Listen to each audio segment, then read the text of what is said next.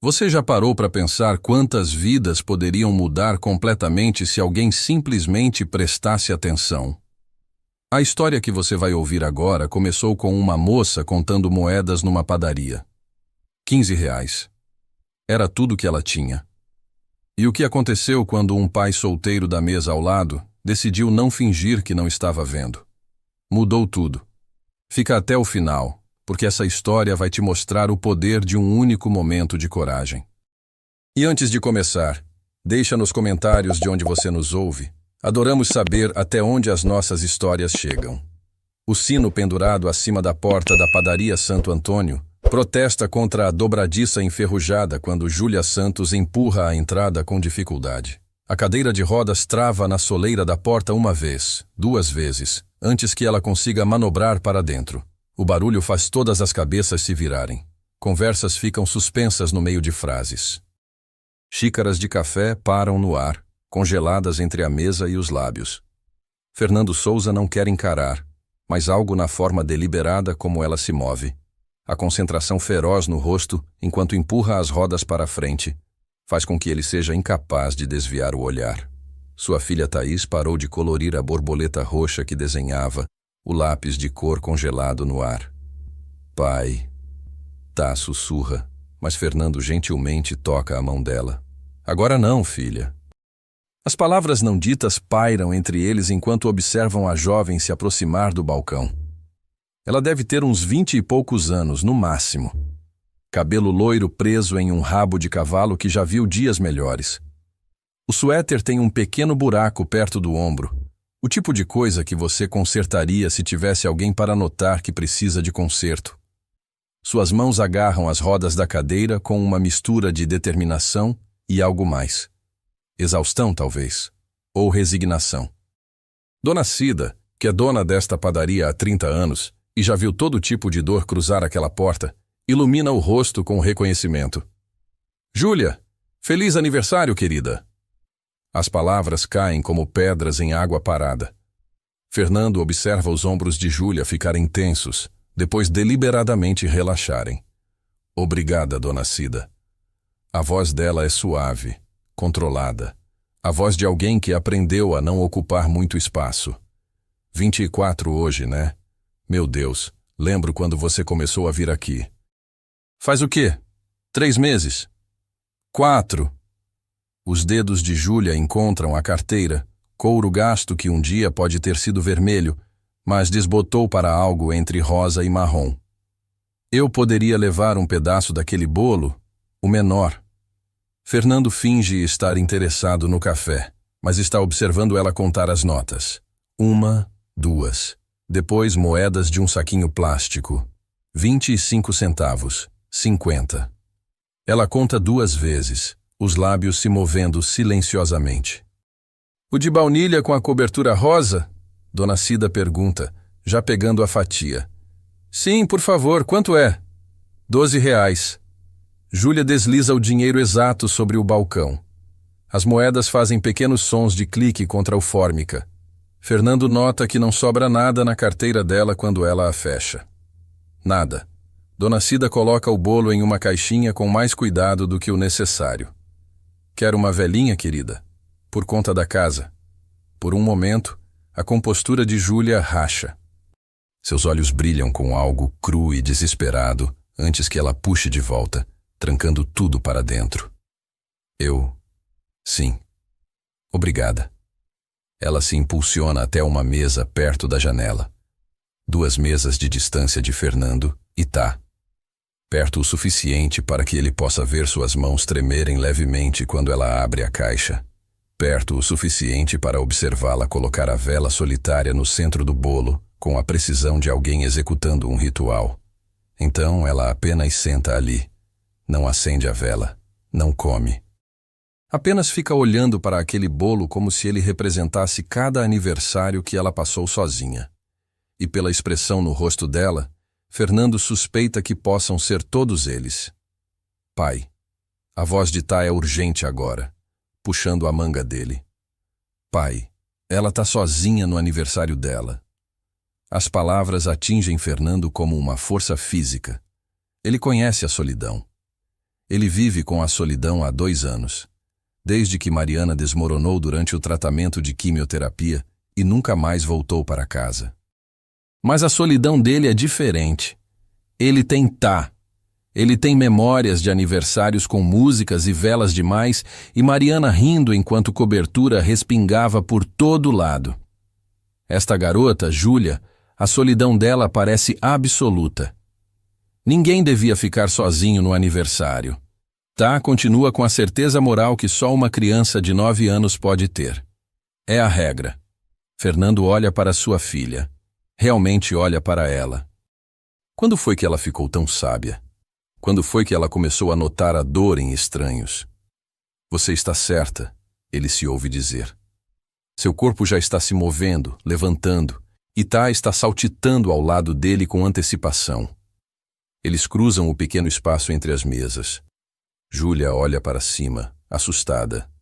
Seus olhos são verdes, o tipo de verde que faz você pensar em florestas e coisas crescendo. Mas há algo guardado neles, algo que aprendeu a esperar decepção. Com licença, Fernando diz gentilmente. Eu sou Fernando, e essa é minha filha, Thaís. A gente não pôde deixar de ouvir que é seu aniversário. As mãos de Júlia se movem para o colo, dedos se entrelaçando. Sim, não é grande coisa. É uma grande coisa, Tá interrompe. Aniversários são os dias mais importantes, né, pai? É mesmo, Fernando concorda, sorrindo para o entusiasmo da filha. Por isso a gente estava pensando se você não gostaria de sentar com a gente. Ninguém deveria comemorar sozinha. Júlia olha entre eles como se pudessem estar fazendo uma piada elaborada. Eu não quero atrapalhar. Você não está atrapalhando se a gente está convidando, Tá diz, já puxando a cadeira na mesa deles. Vem, eu tenho livros de colorir e o pai sempre pede batata frita demais e a gente pode dividir. Um som escapa de Júlia. Metade riso, metade outra coisa. Faz anos que eu não pinto. Então você definitivamente precisa, Tá declara com autoridade. É muito importante para adultos pintarem. Ajuda os sentimentos deles. Fernando quer perguntar onde Tá ouviu isso, mas Júlia já está se impulsionando até a mesa deles e há algo diferente na expressão dela. Algo como esperança tentando romper. Enquanto ela se acomoda na mesa, Fernando pega a dona Cida observando de trás do balcão. A mulher mais velha lhe dá um pequeno aceno e começa a preparar algo. Então, Júlia, Fernando diz quando ela está confortável, a Tá tem razão sobre aniversários serem importantes. Algum plano especial para os 24? Os dedos de Júlia traçam a borda da caixa do bolo. Isso aqui é basicamente tudo. Eu só... Ela pausa, parecendo pesar as palavras. Eu realmente não tenho ninguém para comemorar. Por que você não tem família? Tá pergunta com sua característica franqueza. Tá, Fernando começa, mas Júlia levanta a mão. Tudo bem, eu cresci em abrigo, nunca fui adotada. Saí do sistema aos 18. Meus pais morreram quando eu tinha 11 anos. Ela diz isso como se estivesse falando do tempo, mas Fernando ouve os anos de prática que levou para dizer essas palavras sem se quebrar. A confissão paira no ar. Fernando pensa em todos os aniversários que esta garota passou sozinha. 13 anos sem pais, 6 anos desde o abrigo. 24 aniversários. E este pode ser a primeira vez que alguém a convidou para sua mesa. Abrigo? Tá pergunta, e Fernando pode vê-la tentando entender. Eles conversaram sobre diferentes tipos de famílias, mas este é território novo. Significa que eu morei com diferentes famílias crescendo, mas temporariamente. Como emprestar uma família por um tempo. Tá considera isso seriamente. Parece solitário. Era às vezes, Júlia admite. Mas me ensinou a ser forte.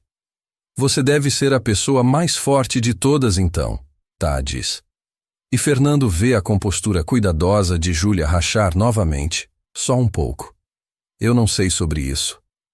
A Tá tem razão, Fernando interrompe gentilmente. É preciso uma força imensa para construir uma vida sozinha. Para continuar comemorando aniversários quando não há ninguém para comemorar com você.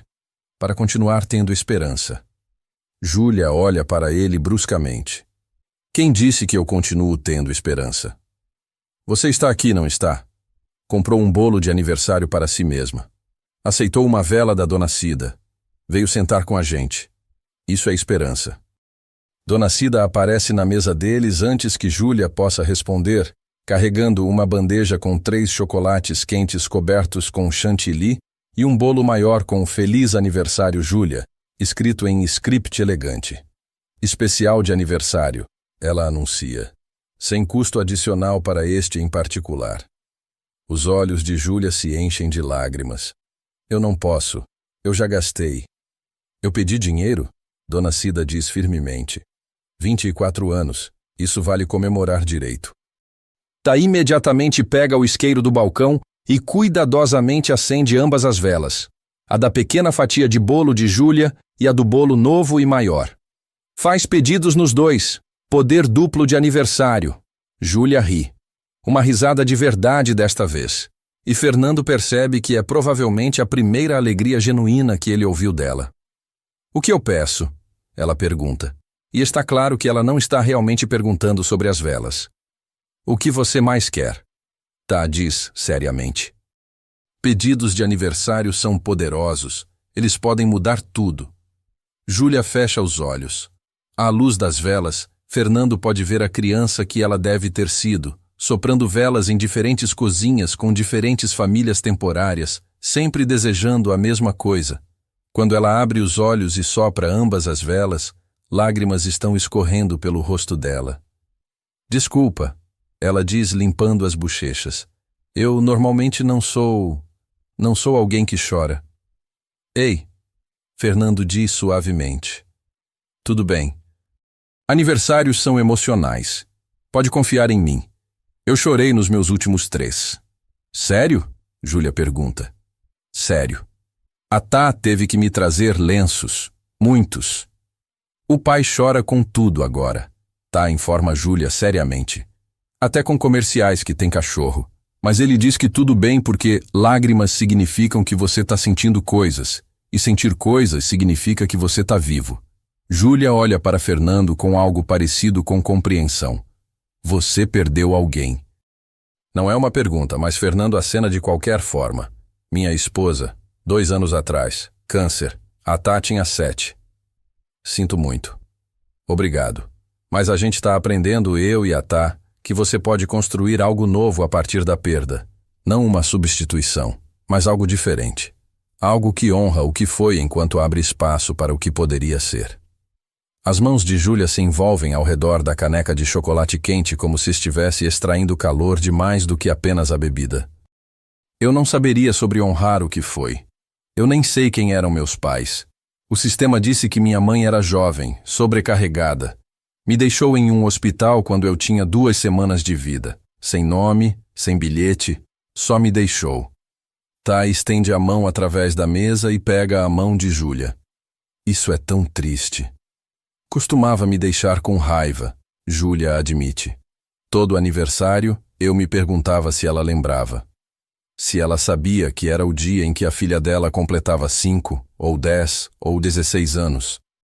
Mas raiva cansa. Agora eu só existo com isso. Como você acabou na cadeira de rodas? Fernando pergunta gentilmente.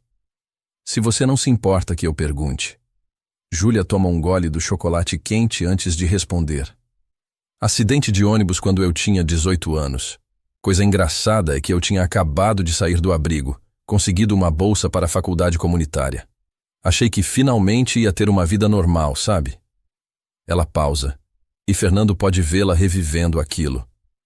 Estava voltando de uma entrevista de emprego. O motorista perdeu o controle, capotou 3 vezes. Acordei no hospital sem conseguir sentir minhas pernas. Meus pais estavam no mesmo ônibus. Eles estavam voltando de... Sua voz falha. Fernando vê algo passar pelos olhos dela. Algo antigo e doloroso. Eles estavam voltando de onde? Ele pergunta suavemente. Júlia olha para Tá, depois para Fernando, e algo nela parece ceder. Não. Esquece. Não importa agora. Mas Fernando pode ver que importa. Pode ver o peso do que ela não está dizendo pressionando seus ombros para baixo. Ele não insiste. Algumas histórias precisam do tempo certo para serem contadas. Você mora sozinha? Tá, pergunta. Moro, numa kitnet adaptada perto da Mooca. Trabalho de casa como revisora de textos freelancer. Isso parece solitário. Tá, diz. É. Júlia admite simplesmente. Fernando sente Tá apertar sua mão por baixo da mesa. Sua filha, que perdeu a mãe antes de poder realmente formar memórias sólidas, entendendo algo sobre a dor desta mulher que transcende idade. Sabe o que eu acho? Tá diz de repente. Eu acho que você tá errada sobre estar sozinha. Júlia levanta uma sobrancelha. Ah, é? Você disse que estava sozinha, mas eu acho que você estava praticando ser forte. Para quando você encontrasse sua família de verdade, você ia estar pronta. Tá, querida, eu não tenho uma família de verdade. Ainda não, Tá interrompe. Mas o pai diz que família nem sempre é as pessoas com quem você nasceu. Às vezes é as pessoas que escolhem você. E a gente escolhe você. As palavras pairam no ar como notas suspensas de música. Júlia olha para Fernando, buscando confirmação de que sua filha de 7 anos não está falando fora de hora. A Tá está certa, Fernando diz simplesmente. A gente sabe como é ter uma cadeira vazia na mesa. Ter silêncio demais em casa. Talvez a gente pudesse preencher um pouco desse espaço vazio um para o outro. Vocês nem me conhecem, Júlia sussurra. Eu sei que você gastou seus últimos R$ 15 num bolo de aniversário, Fernando diz. Sei que você aceitou uma vela da Dona Cida. Sei que você sobreviveu 24 anos sem ninguém para chamar de família. E ainda é gentil o suficiente para sentar com uma criança de 9 anos e seus livros de colorir. E você é muito boa em tomar chocolate quente. Tá, adiciona seriamente. Isso é importante numa amiga. Júlia ri através das lágrimas. Eu não sei o que dizer. Diz que você vai no Museu da Ciência com a gente domingo que vem. Eles têm uma casa de borboletas e as borboletas pousam em você, e é mágico, e você precisa de mágica na sua vida. Como você sabe que eu preciso de mágica? Todo mundo precisa de mágica, mas especialmente pessoas que tiveram aniversários demais sem ela. Fernando puxa o celular. Me passa seu número. Aviso justo. A Tá acabou de descobrir piadas de toque-toque, então você pode receber umas dúzias delas. Enquanto Júlia digita seu número com dedos trêmulos, ela diz: Eu devia avisar. Eu não sei como fazer isso. A coisa de família, a coisa de amizade. Eu posso estragar tudo. Perfeito, Fernando diz. A gente também não sabe como fazer. A gente está inventando conforme vai. O pai diz que é isso que todas as famílias fazem. Tá, adiciona, agora colorindo uma borboleta roxa com concentração intensa. Elas só fingem que sabem o que estão fazendo, até que um dia elas percebem que realmente sabem. Dona Cida aparece novamente, desta vez com uma sacola pequena. Pães de queijo que sobraram, ela diz, pressionando-os nas mãos de Júlia. Pro café da manhã de amanhã, café da manhã de aniversário. Dona Cida, eu não posso continuar aceitando. Você não tá aceitando. Eu tô dando. Tem diferença. E Júlia, eu te observo vir aqui há 4 meses. Sempre sozinha, sempre contando o troco exato. Hoje é a primeira vez que eu te vi sorrir. Sorrir de verdade. Isso vale mais do que todos os pães de queijo da minha cozinha. Júlia olha ao redor da mesa. Para Fernando com seus olhos gentis e sorriso paciente. Para Tá com seus dedos manchados de roxo e amor feroz. Para Dona Cida com sua insistência maternal. E algo muda na expressão dela. O pedido, ela diz de repente. O pedido de aniversário que eu fiz. Você não pode contar, Tá exclama. Não vai se realizar.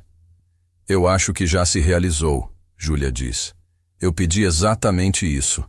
Por pessoas que me vissem além da cadeira, além do passado, por um lugar para pertencer, mesmo que fosse só por uma tarde.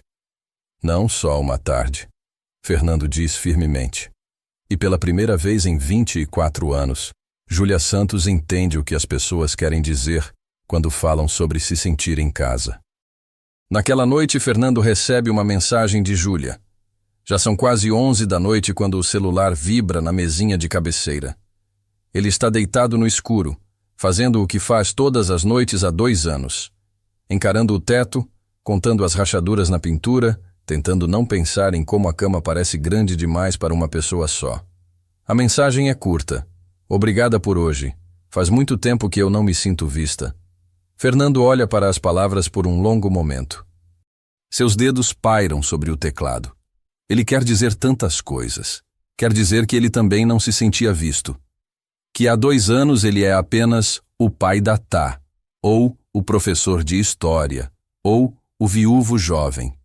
Que ele esqueceu como é ser Fernando, apenas Fernando, uma pessoa inteira com vontades e medos e sonhos que não tem nada a ver com perda ou responsabilidade. Mas em vez disso, ele digita: a gente que agradece. A Tá não para de falar em você. Já desenhou 3 borboletas roxas desde que voltamos para casa. A resposta vem rápida. Por que borboletas? Fernando hesita. Esta é a história que ele conta para todo mundo, ou a história verdadeira. Com Júlia, ele percebe. A verdade parece mais fácil. A Mariana, minha esposa, era obcecada por borboletas. Dizia que eram o símbolo perfeito de transformação. Que a lagarta não morre, ela só se torna outra coisa. Algo mais bonito. Quando ela estava no hospital nos últimos dias, ela pediu para Tá prometer que ia desenhar borboletas. Disse que toda vez que desenhasse uma, a mamãe ia estar olhando. Ele aperta enviar antes que possa repensar. Há um longo silêncio do outro lado. Fernando está prestes a mandar outra mensagem, alguma coisa para aliviar o peso daquela confissão, quando Júlia responde. Ela parece que era incrível. Não sei qual tempo verbal usar. Eu entendo. Com meus pais é a mesma coisa. Eles eram. Eles são. Como você conjuga pessoas que só existem na sua memória? Fernando se senta na cama, totalmente acordado agora. Lá fora, São Paulo zune com seu barulho noturno característico. Carros na avenida, um cachorro latindo, o vizinho do andar de cima arrastando móveis. Mas dentro do quarto, há apenas ele e as palavras dela na tela. Você disse que eles estavam no ônibus com você, no acidente. Outro silêncio longo. Fernando quase pode ver ela do outro lado, sentada na cadeira, debatendo se conta ou não. Eles estavam vindo me buscar. Eu tinha ligado pedindo socorro porque as coisas tinham dado errado na entrevista. O cara tinha sido inapropriado, assustador. Eu estava com medo de voltar sozinha. Se eu não tivesse ligado, se eu tivesse apenas voltado sozinha como uma adulta deveria fazer, eles estariam vivos. Eu estaria andando. Tudo seria diferente. Fernando lê a mensagem 3 vezes. Cada palavra carregada com 6 anos de culpa cristalizada. Júlia, você sabe que não foi sua culpa, né? Eu sei o que eu deveria sentir. Mas saber e sentir são coisas diferentes. Sim, são. Fernando pensa em todas as vezes que ele deveria ter levado Mariana ao médico mais cedo. Todas as dores de cabeça que ela disse que não eram nada. Todas as vezes que ele acreditou nela porque era mais fácil do que enfrentar o medo. A lógica diz que um aneurisma cerebral não dá sinais. Que não havia nada que ele pudesse ter feito. Mas às 3 da manhã, quando o mundo está quieto e os demônios gritam mais alto, a lógica não serve de nada. Quer saber uma coisa? Ele digita. Eu passo todas as noites repassando cada momento com a Mariana, procurando o sinal que eu perdi. A coisa que eu poderia ter feito diferente. E todo dia eu sei, racionalmente, que não havia nada. Mas isso não faz o sentimento ir embora. Como você aguenta? Mal. Mas a Tá me obriga a levantar da cama. Me obriga a fingir que eu sou forte. E às vezes, fingir por tempo suficiente vira verdade. Por alguns minutos, pelo menos. Obrigada por me contar isso. Obrigado por me deixar. Há uma pausa. E então... Fernando, eu tô com medo. Do quê? de estragar isso. Vocês foram tão gentis hoje. A Tá é tão pura, mas eu não sei como ser amiga de alguém. Não de verdade. Toda vez que eu tentei me conectar com alguém, ou eu fui longe demais, ou não fui longe o suficiente. Eu sou muito, ou muito pouco. Nunca a quantidade certa. Fernando olha para a foto na mesinha de cabeceira. Mariana sorrindo, Tá bebê no colo, ele com o braço ao redor das duas. Eles pareciam tão felizes.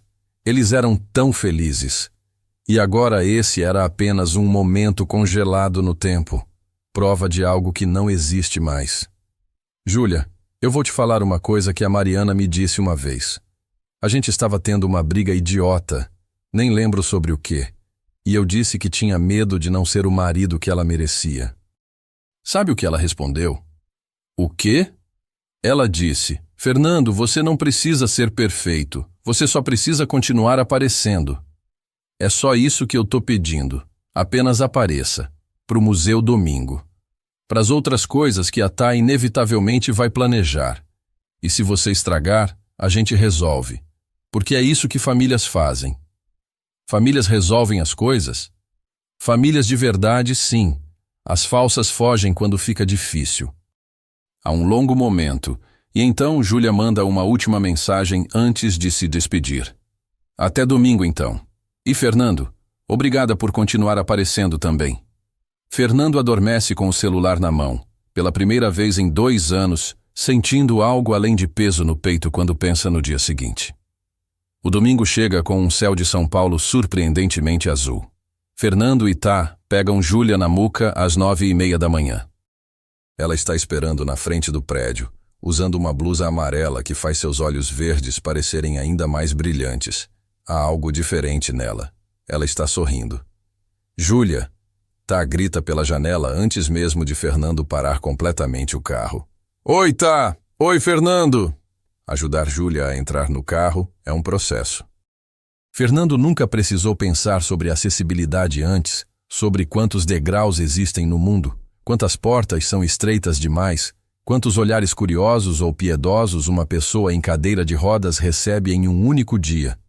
Mas Júlia navega tudo isso com uma graça prática, dobrando a cadeira, transferindo-se para o banco, criando um sistema. Desculpa a demora, ela diz quando finalmente estão todos acomodados. Não tem demora nenhuma, Fernando responde. A gente tem o dia todo. O Museu da Ciência fica em Pinheiros, e o trânsito está surpreendentemente tranquilo para um domingo.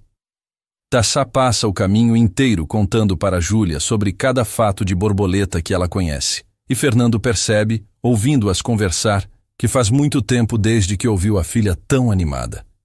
E algumas borboletas podem voar 3.000 quilômetros, Tá, está dizendo.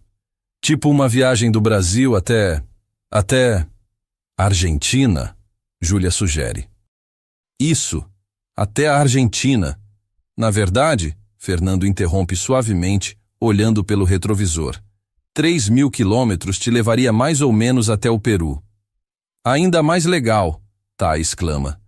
Júlia ri, e Fernando percebe que está dirigindo com um sorriso no rosto. Quando foi a última vez que ele sorriu sem forçar? O museu é mais acessível do que Fernando temia, mas menos do que deveria ser. Há uma rampa na entrada, mas é íngreme. Há um elevador, mas está quebrado. Júlia lida com cada obstáculo sem reclamar, mas Fernando vê a tensão crescendo em seus ombros, a forma como sua mandíbula aperta quando alguém olha por muito tempo. Desculpa, ele diz baixinho enquanto Tá corre à frente para olhar uma exposição de dinossauros. Eu devia ter ligado antes para verificar. Você não precisa se desculpar pelo mundo não ter sido construído pensando em mim, Júlia responde, mas há uma borda de cansaço na voz dela. Ainda assim, eu devia ter pensado. Ela olha para ele, realmente olha, e algo suaviza em sua expressão. Você pensou em me convidar. Isso já é mais do que a maioria das pessoas faz. A casa de borboletas é no 2º andar, acessível apenas por escadas. Fernando sente a raiva queimando em seu peito quando vê a placa.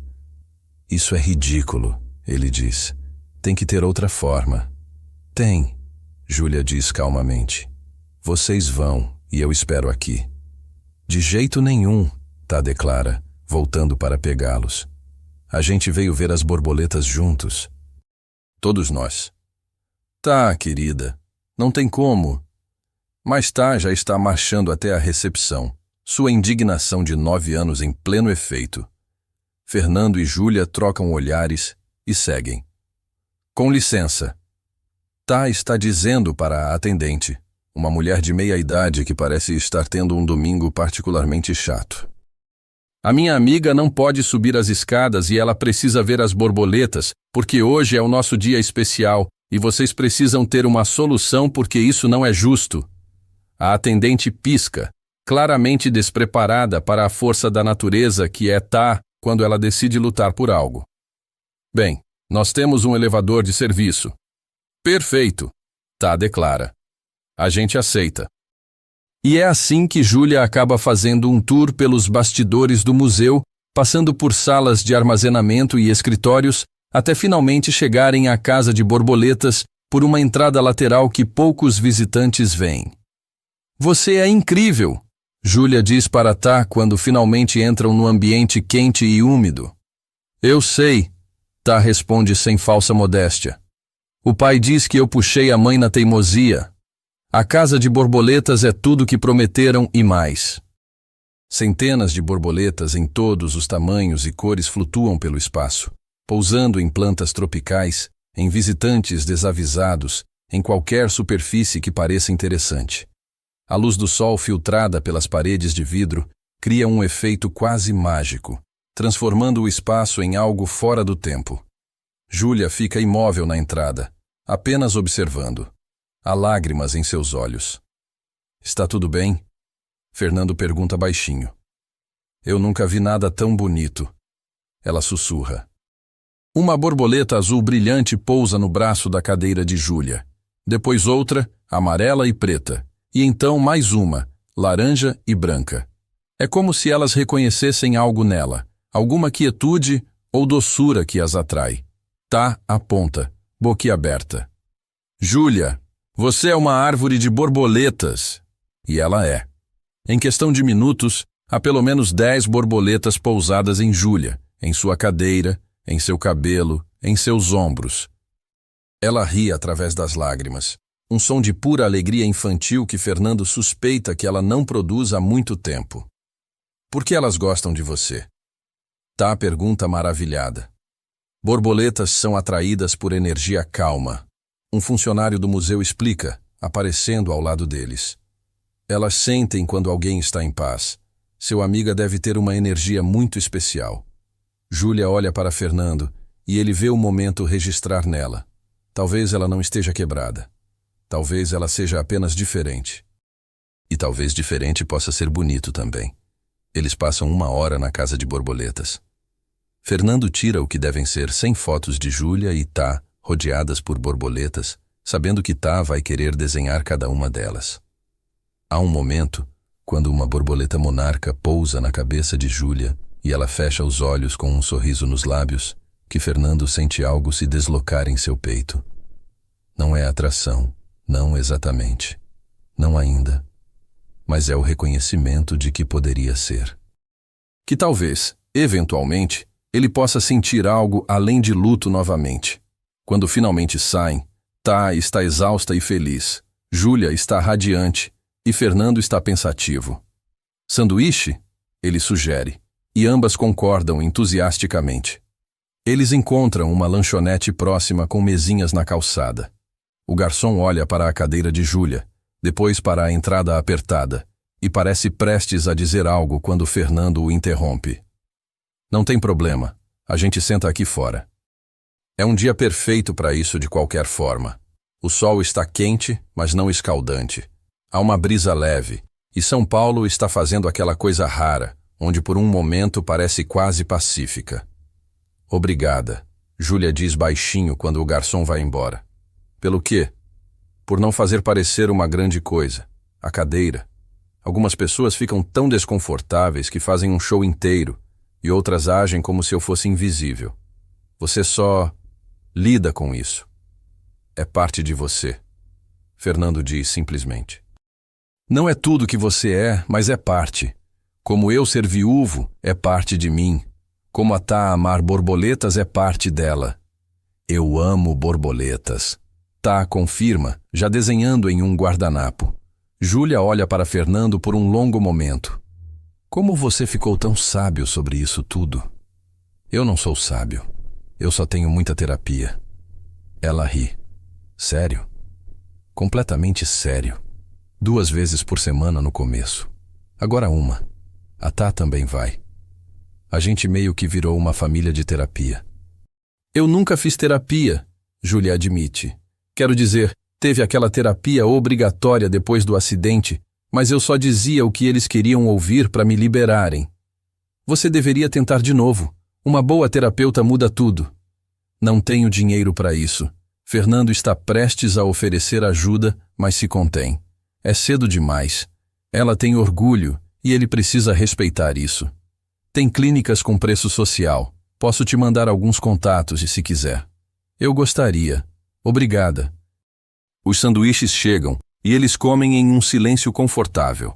Tá, eventualmente vai para o pequeno playground ao lado da lanchonete, deixando Fernando e Júlia sozinhos pela primeira vez. Posso te fazer uma pergunta? Júlia diz de repente. Claro. Por que você fez isso? Por que me convidou para sentar com vocês na padaria? Fernando considera a pergunta cuidadosamente. Honestamente? Porque a Tá me forçou. Mas também porque eu vi algo em você que reconheci. Aquele tipo de solidão que vem de perder tudo. E eu pensei, talvez a gente possa estar menos sozinhos juntos. E agora? Agora o quê? Por que você ainda está aqui? Você fez sua boa ação. Me deu um bom aniversário. Você poderia ter parado por aí. Fernando olha para onde está balançando, seu cabelo voando ao vento, e então de volta para Júlia. Porque a Tá está mais leve desde que te conheceu. Porque eu estou mais leve. Porque pela primeira vez em 2 anos, eu tenho algo para esperar que não é apenas sobreviver mais um dia. Os olhos de Júlia se enchem de lágrimas novamente. Eu tenho medo de decepcionar vocês. Júlia, você não pode nos decepcionar sendo você mesma. Isso é impossível. E se eu mesma não for suficiente? Fernando estende a mão através da mesa e pega a dela. E se for mais do que suficiente? Tá volta correndo, sem fôlego e sorrindo.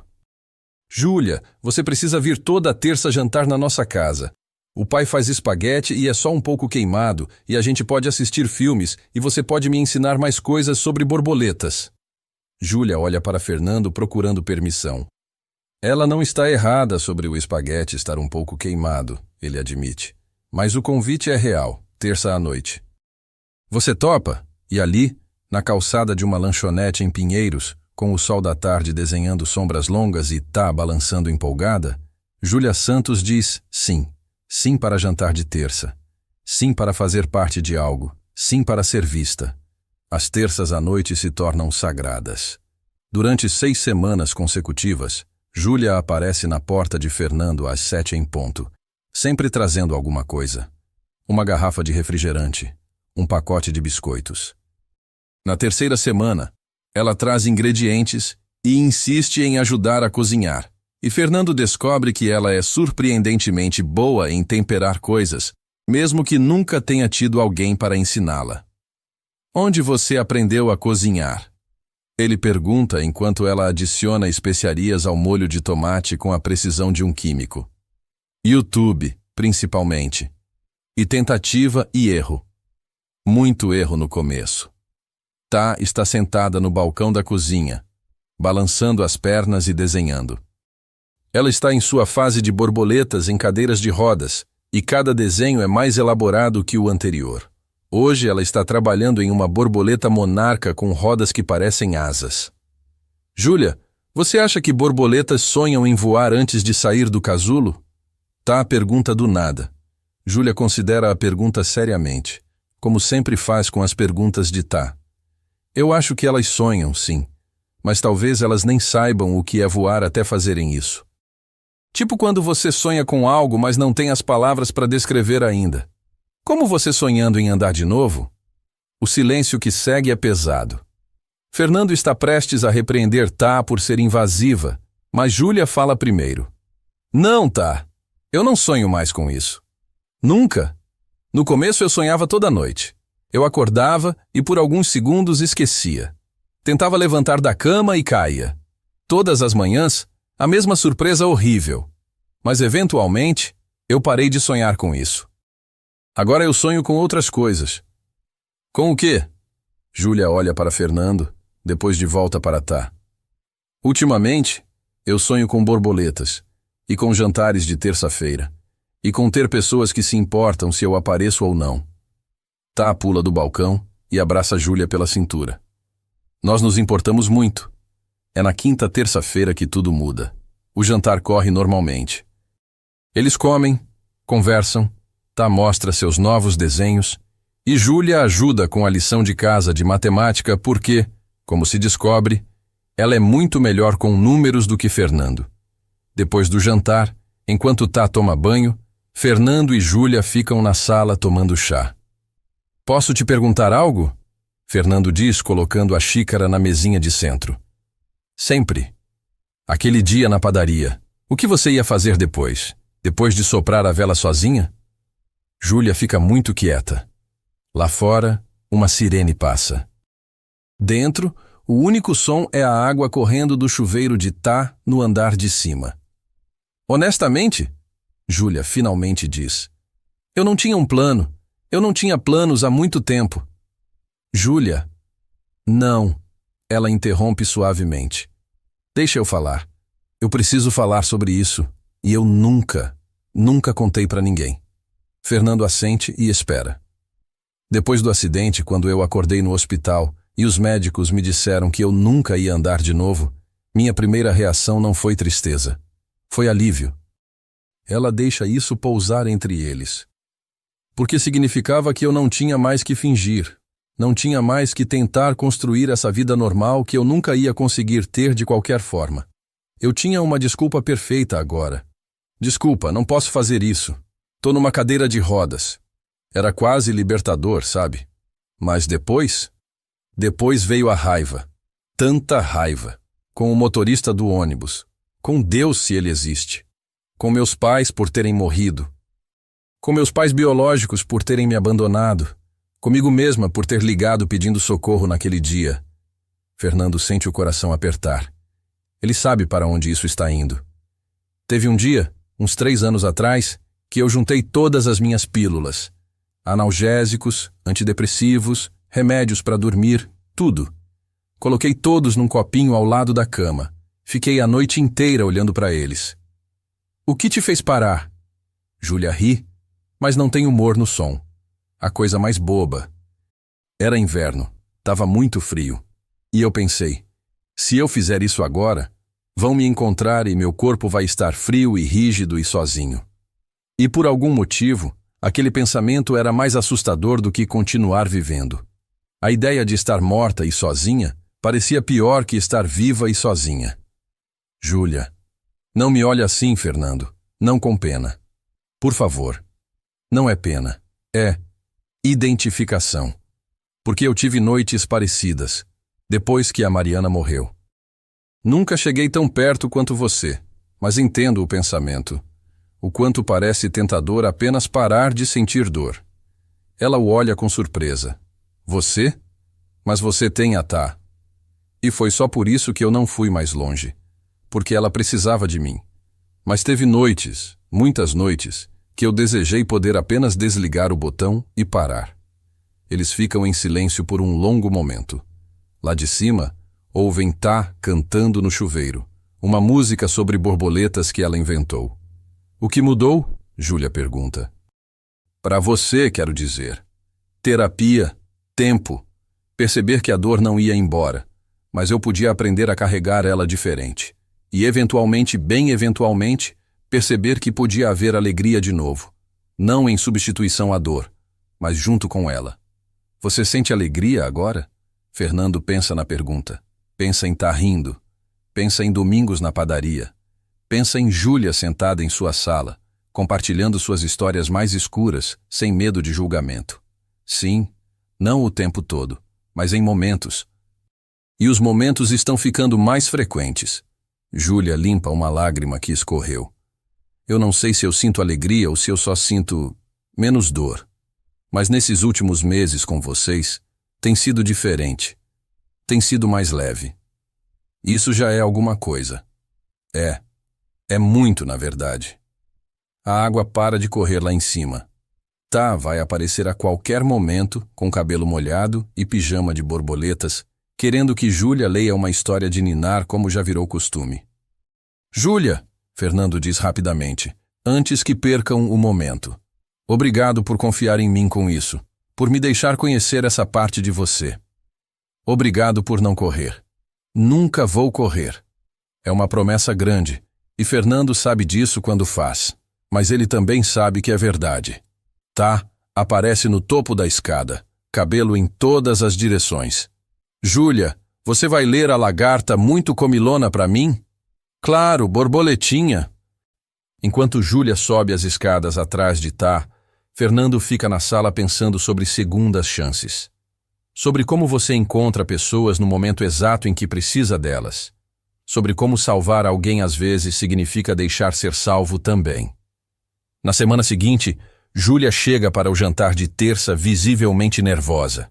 Suas mãos tremem enquanto ela transfere da cadeira para a cadeira da mesa, e ela quase não come. Tudo bem? Fernando pergunta baixinho enquanto Tá está distraída tentando construir uma borboleta com macarrão espaguete. Eu preciso te contar uma coisa, sobre o acidente, a parte que eu não contei. Fernando sente o estômago apertar. Você não precisa...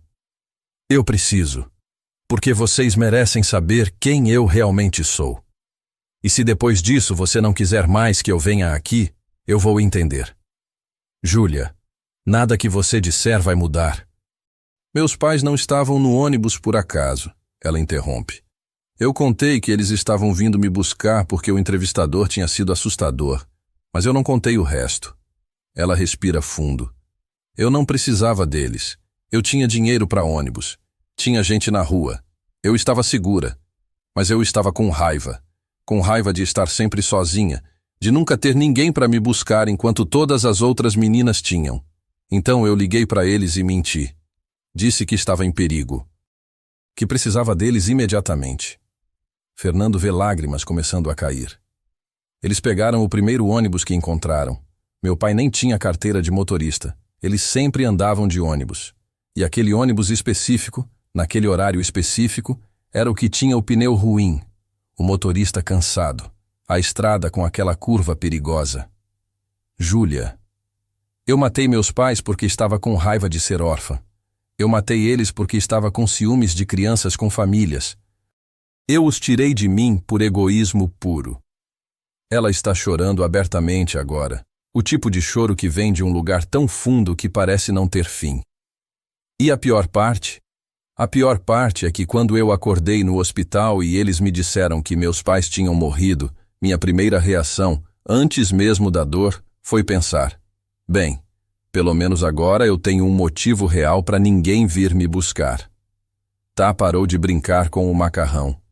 Ela está olhando para Júlia com olhos grandes e assustados. Júlia tá triste? Ela pergunta pequena.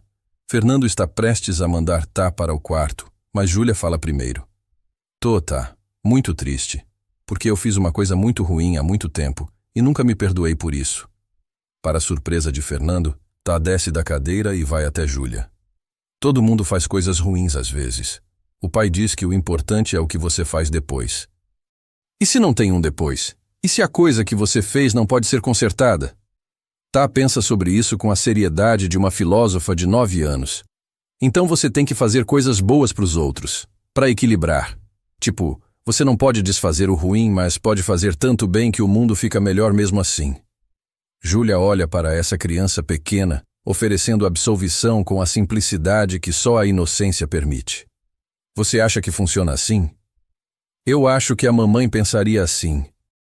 Ela sempre dizia que o amor é mais forte que os erros. Fernando sente sua própria garganta apertar.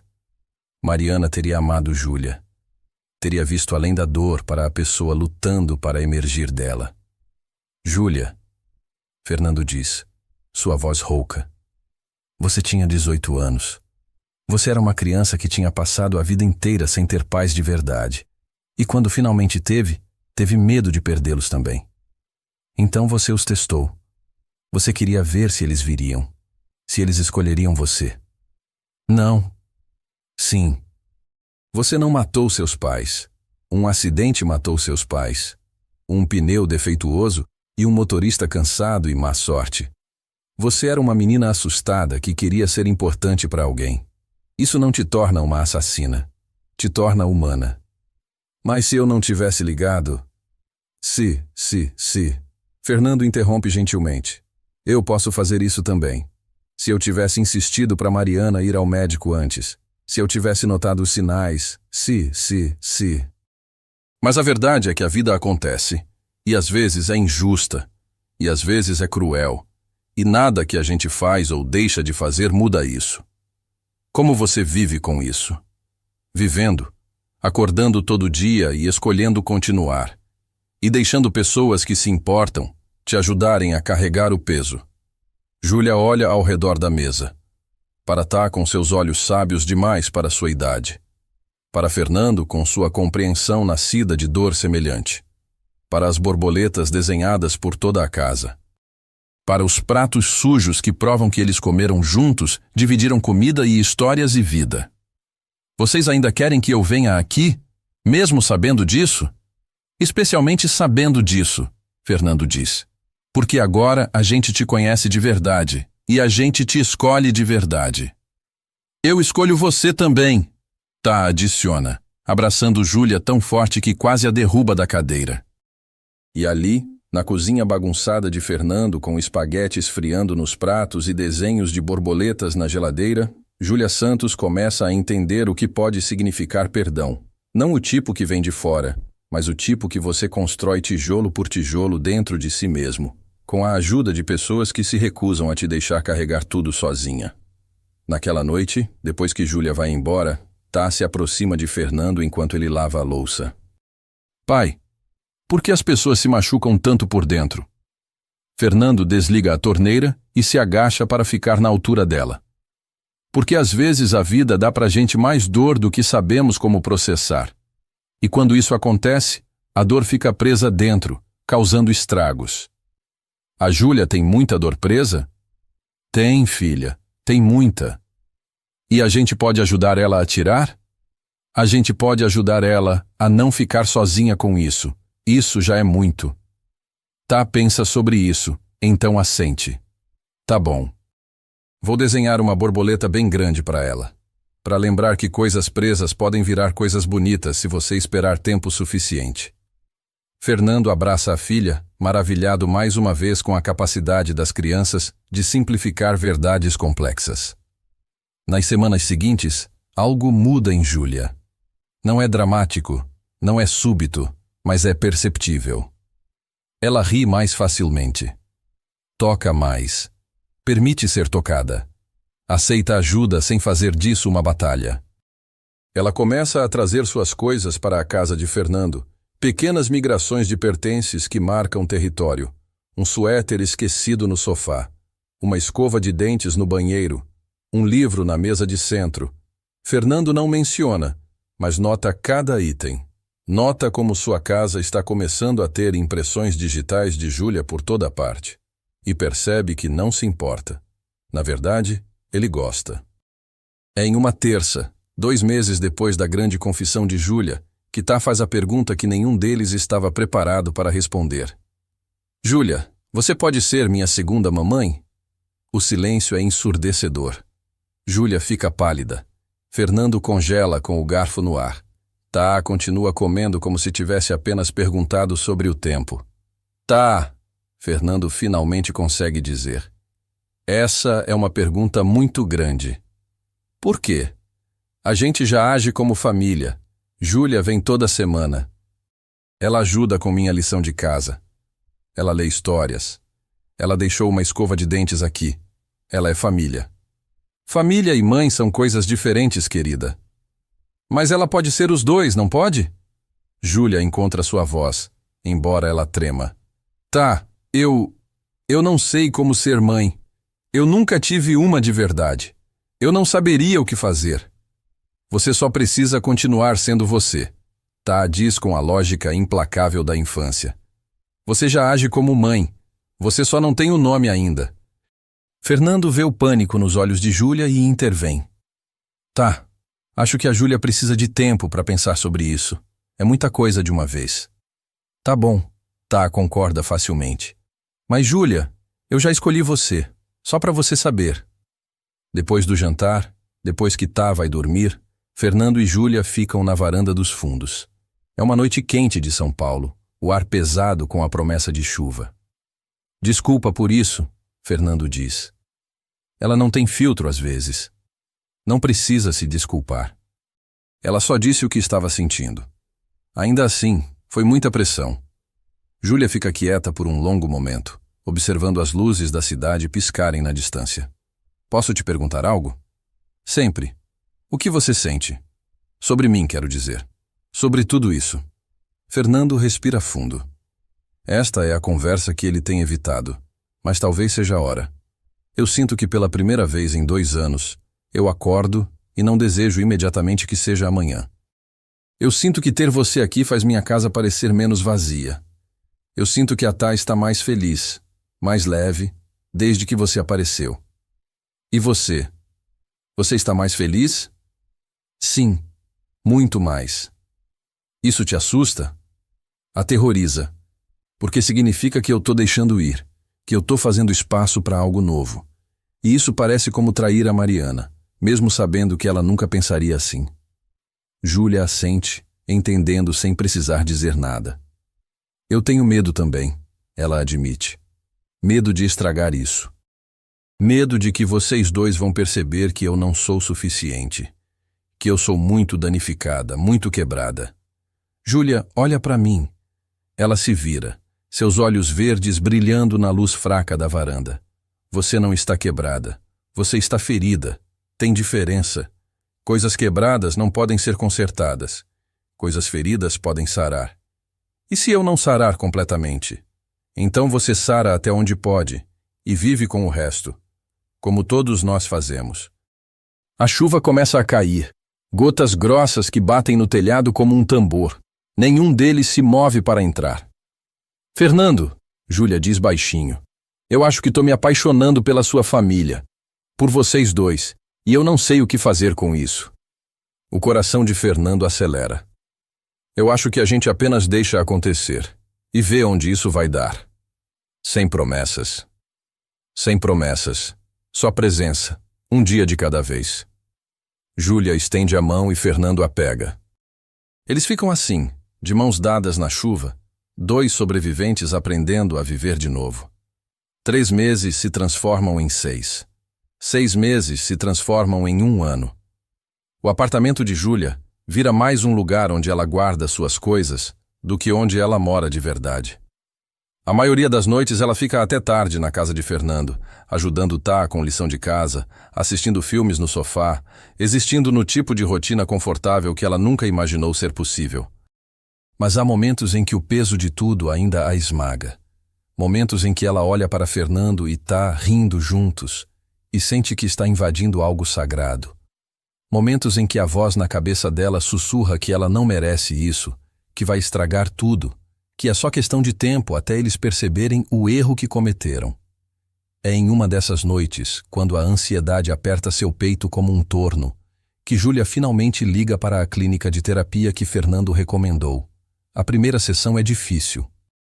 A segunda é pior. Mas na terceira, algo começa a se deslocar. Você já considerou, a terapeuta doutora Santos pergunta, que talvez você esteja se punindo por algo que já cumpriu pena suficiente? Eu nunca paguei o suficiente. Meus pais morreram. E você ficou paralisada.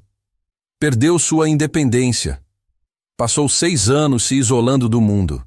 Júlia, em que ponto o sofrimento vira justiça e em que ponto vira apenas mais sofrimento? A pergunta fica com ela por dias, semanas. Ela mastiga aquilo enquanto ajuda Tá a fazer brownies, enquanto assiste Fernando corrigir provas na mesa da cozinha, enquanto deita no sofá dele tarde da noite, sua cadeira dobrada ao lado, sendo apenas Júlia, não a órfã, não a garota paralisada, apenas Júlia. Você tá quieta hoje? Fernando comenta em uma dessas noites. Tá já foi dormir e eles estão dividindo uma garrafa de vinho barato que Júlia trouxe. Só pensando. Sobre quando eu vou parar de esperar que isso tudo desmorone. Fernando toma um gole do vinho considerando. Talvez nunca. Eu ainda acordo alguns dias esperando que a Mariana esteja na cozinha fazendo café. E quando eu lembro que ela não está, tem uns 5 segundos de pânico puro, antes que eu me lembre que isso é minha vida agora. O cérebro demora para se atualizar. Não é bem isso. É mais como... Eu continuo esperando vocês perceberem que cometeram um erro. Que eu não valho o trabalho que dou. Júlia, olha para mim. Ela se vira. Ele está sentado perto o suficiente que ela pode ver as pequenas linhas ao redor dos olhos dele, as mechas grisalhas começando nas têmporas. Você não é trabalho. Você é essencial. Você entende isso? Essa casa, a nossa vida, ela funciona melhor com você nela. A Tá é mais feliz. Eu sou mais feliz. Você não é uma caridade. Você é família. Fernando, eu sei que você tem medo. Eu também tenho. Mas em algum momento, a gente precisa decidir que vale a pena arriscar. Que vale a pena tentar. Tentar o que exatamente? Ele toma outro gole de vinho, reunindo coragem. Nós. Isso. Seja lá o que isso é ou pode ser. O coração de Júlia acelera. Você está dizendo... Eu estou dizendo que eu me apaixonei por você. Não de uma hora para outra. Não como nos filmes, mas devagar. Como água enchendo uma banheira. E agora eu estou aqui, submerso, e não quero sair. Júlia sente lágrimas queimarem seus olhos. Eu também me apaixonei por você, e pela Tá, e por essa vida que a gente construiu. Mas, Fernando, e se eu estragar? E se eu não souber como fazer isso direito? Então a gente estraga junto e conserta junto. É assim que funciona. Ele estende a mão. E quando ela pega, ele a puxa gentilmente até estar sentada ao lado dele no sofá, tão perto que ela pode sentir o calor dele. Posso te beijar? Ele pergunta, e a formalidade da pergunta quase a faz rir. Sim, ela sussurra. O beijo é suave, tentativo, perfeito. Gosto de vinho e promessas. Quando se separam, ambos estão sorrindo. Quanto tempo você estava esperando para fazer isso? Júlia pergunta. Uns 6 meses, mas eu não queria apressar, não queria estragar o que a gente já tinha. E agora? Agora eu acho que a gente pode ter os dois, a amizade e isso, tudo. Eles se beijam novamente, mais profundo desta vez, e Júlia sente algo dentro dela finalmente relaxar. Finalmente acreditar que talvez, apenas talvez, ela mereça isso. Um barulho na escada os faz se separar rapidamente. Tá está no último degrau, seu ursinho de pelúcia pendurado em uma mão, sorrindo como o gato de Cheshire. Eu sabia! Ela grita triunfante. Eu disse pro pai que vocês dois se gostavam assim. Tá, Fernando começa corando. Você devia estar dormindo. Eu fui beber água, mas isso é mais importante que água. Isso significa que a Júlia vai morar aqui agora? Fernando e Júlia trocam olhares. Nenhum deles tinha chegado tão longe em seus pensamentos. Bem, Fernando diz lentamente. Isso é uma conversa que a gente precisa ter. Todos nós juntos. Então vamos ter. Tá desce correndo o resto da escada e se joga no sofá entre eles. Conversa de família, agora? Júlia ri, e Fernando balança a cabeça, mas ambos estão sorrindo. Tá bom, Fernando concorda. Conversa de família. Tá, o que você acha da ideia da Júlia morar com a gente? Eu acho que é a melhor ideia que alguém já teve na história do mundo. E você, Júlia? O que você acha? Júlia olha ao redor da sala. Para as borboletas desenhadas por Tá cobrindo as paredes. Para as fotos de Mariana ainda em seus lugares de honra, porque Fernando nunca pediu para ela competir com uma memória. Para a desordem confortável de uma casa realmente vivida. Para essas duas pessoas que de alguma forma a escolheram quando ela mal conseguia se escolher. Eu acho, ela diz lentamente, que eu gostaria muito disso. Mas eu também acho que precisamos ir devagar. Talvez começar com algumas noites por semana. Ver como funciona. Que tal todas as noites? Tá, sugere. Que tal começarmos com 3 e vermos como vai? Fernando propõe, sempre o mediador. Fechado. Júlia concorda. 3 noites se tornam 4. 4 se tornam 5. Dentro de 2 meses, Júlia oficialmente se muda.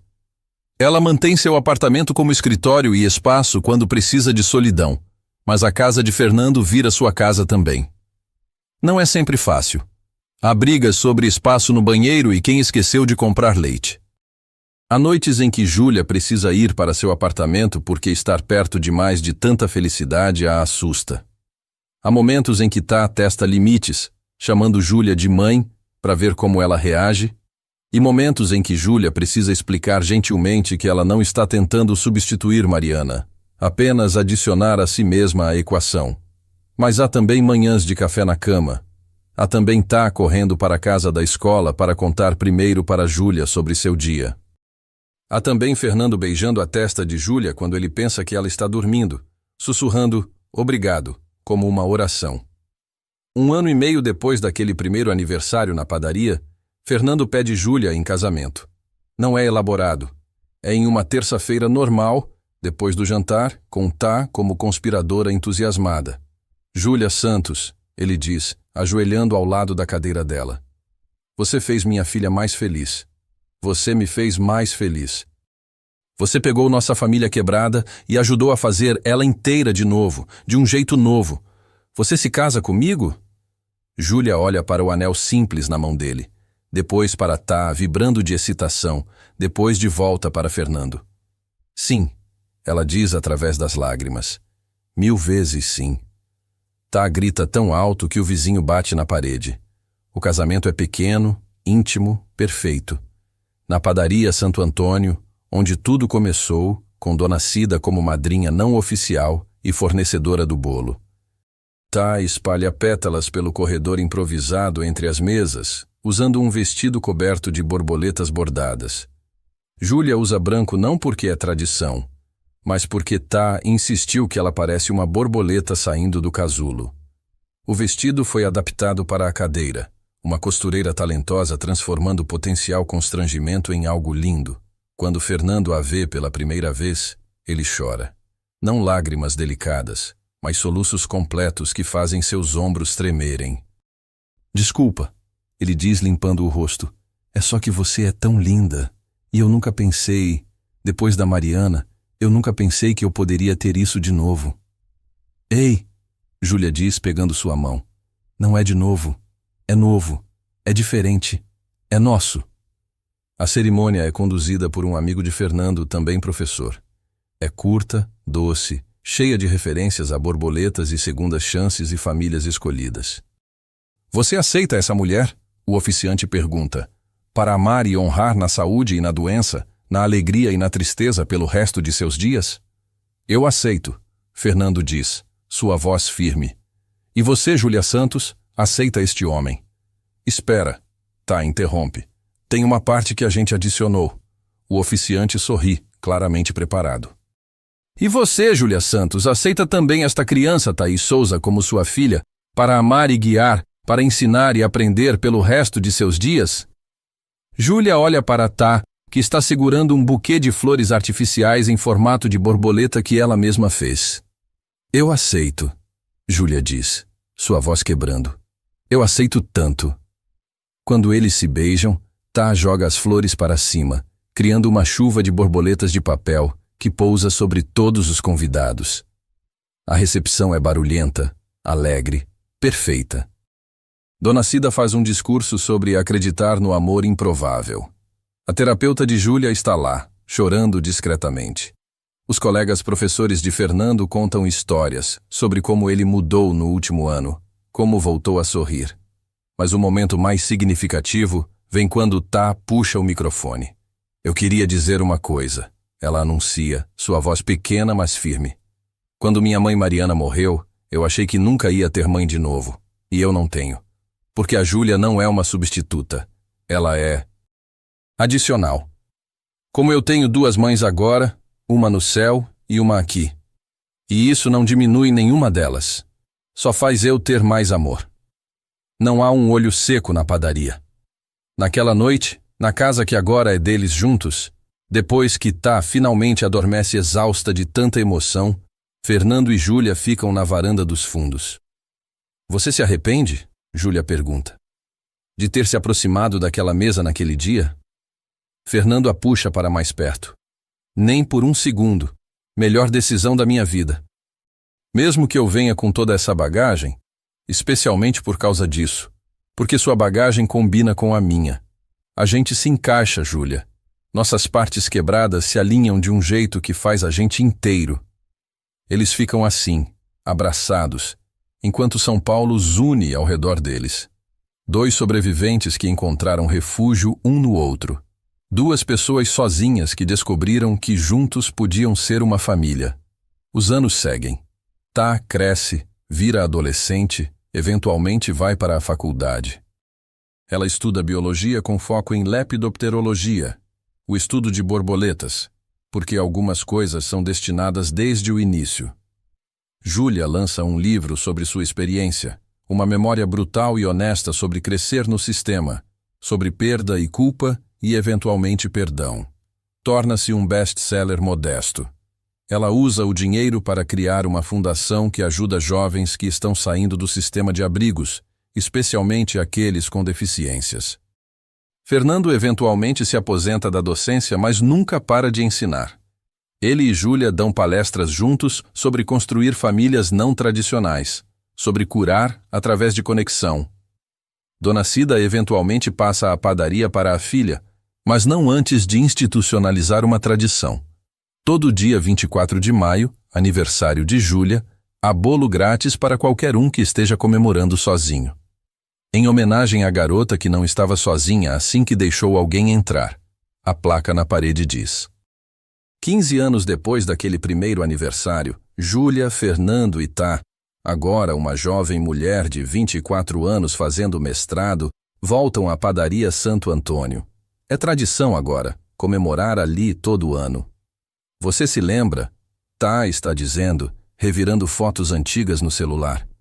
De como você ficou brava comigo por ter perguntado em voz alta por que você estava chorando? Eu nunca fiquei brava, Júlia protesta rindo. Você ficou um pouco, Fernando concorda. Mas aquela pergunta mudou tudo. Mudou, Júlia concorda pegando a mão dele. Uma criança de 9 anos sem filtro salvou minha vida.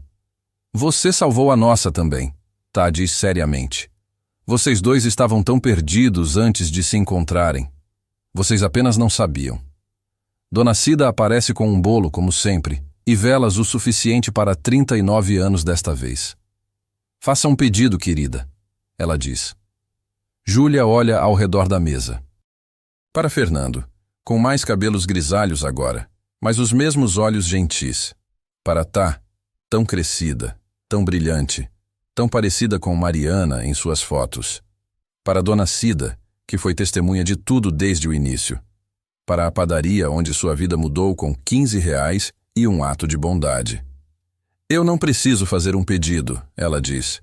Tudo o que eu queria, eu já tenho. Faz mesmo assim, Tá insiste. Regras de aniversário. Então Júlia fecha os olhos. Mas em vez de desejar para si mesma, ela deseja para todas as outras Júlias lá fora, para todas as pessoas sentadas sozinhas em aniversários, contando o troco exato, acreditando que essa é toda a felicidade que vão ter. Ela deseja que elas encontrem seus Fernandos e Tás, que elas encontrem suas famílias escolhidas, que elas aprendam que valer a pena não é algo que você nasce sendo, é algo que você se torna quando finalmente deixa alguém te ver de verdade. Ela sopra as velas, e Tá aplaude, e Fernando beija seu rosto, e Dona Cida corta o bolo, e tudo é perfeitamente, imperfeitamente, maravilhosamente normal. Porque no final, é isso que todos querem. Não grandes gestos ou finais de conto de fadas, apenas alguém para dividir o bolo, Alguém que apareça. Alguém que escolha ficar. E Júlia Santos, que passou 24 anos acreditando que não era digna de ser escolhida, agora sabe diferente. Ela sabe que todo mundo é digno. Todo mundo merece uma mesa para sentar. Todo mundo merece alguém que se aproxime e pergunte: posso me juntar a você? Às vezes, R$ 15 e um pouco de coragem são tudo que você precisa para mudar uma vida inteira. A história de Júlia e Fernando nos ensina algo fundamental. A solidão não escolhe endereço, conta bancária ou condição física. Ela bate na porta de qualquer um. Mas a cura para a solidão também pode vir de onde a gente menos espera. De uma mesa ao lado, de um olhar de empatia, de uma criança que faz a pergunta certa na hora certa. Se essa história tocou você, se inscreve no canal e ativa o sininho, porque toda semana eu trago histórias reais de pessoas comuns que fizeram escolhas extraordinárias. E compartilha esse vídeo com alguém que precisa lembrar que nunca é tarde para recomeçar, para se conectar, para escolher ver o outro. Porque no fim, a gente não salva ninguém sozinho, a gente se salva junto. Te vejo no próximo vídeo.